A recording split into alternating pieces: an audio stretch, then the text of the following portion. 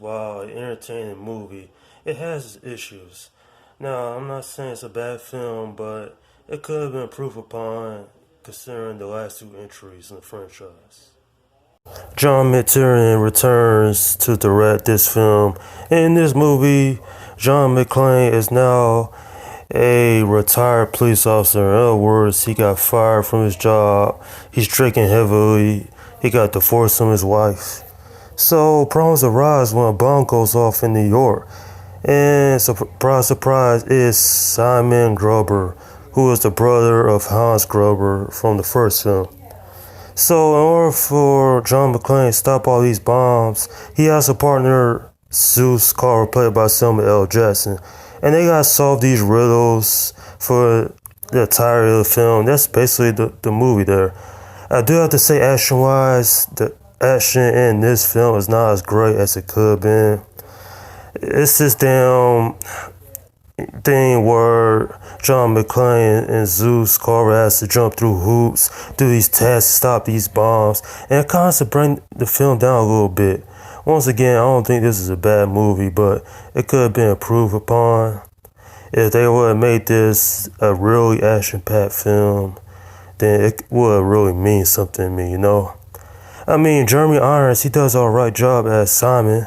He ain't the best villain in the Die Hard franchise, but he is up there. He did a decent enough job, in my opinion.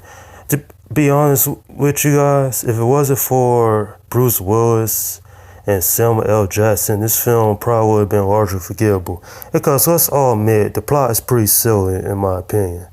Other than that, I don't think this film offers too much. And at this point in time, the franchise is starting to get fatigued. Well, it all started with this one, I believe. So you might be thinking, is Simon Gruber out for revenge for John McClane killing his brother from the first film? No, it's all about a heist. That's all it is at the end of the film. Jeremy Irons' character just want that money, you know? And he almost gets away with it, but, you know, he fails at the end. But nonetheless, I think the story could have been improved upon nicely. But at least the acting from Bruce Willis and Samuel L. Jackson saved this film. Honestly, if it wasn't for their two performances, this film would have been largely forgettable in my opinion. If you haven't seen this movie, you can check it out if you want, but don't expect a whole lot. I'm giving this film a 7 out of 10. Pretty decent in my opinion. Not as great as the first two films were, but it does a lot of things well. It's just, I ain't like the lack of action in the film. Yes, they're shooting here and there, but it's not as action-packed as I want it to be, you know? Nowadays, I think a lot of us are spoiled by action movies because there are explosions and fights in every scenes. Check the Expendables franchise for further proof on that. But at least this film is decent enough to watch every once in a while. I mean, it's probably, I won't say one of the weakest films in the Die Hard franchise, but it's beginning, at this point in time, it was getting a little stale, to say the least. Once again, not a horrible film by any imagination, but it could have been much better than it was. And that's my review of Die Hard with a Vengeance. Alright, leave a comments down below in the section and let me know what you think about this film. Do you love it, hate it, or in the middle?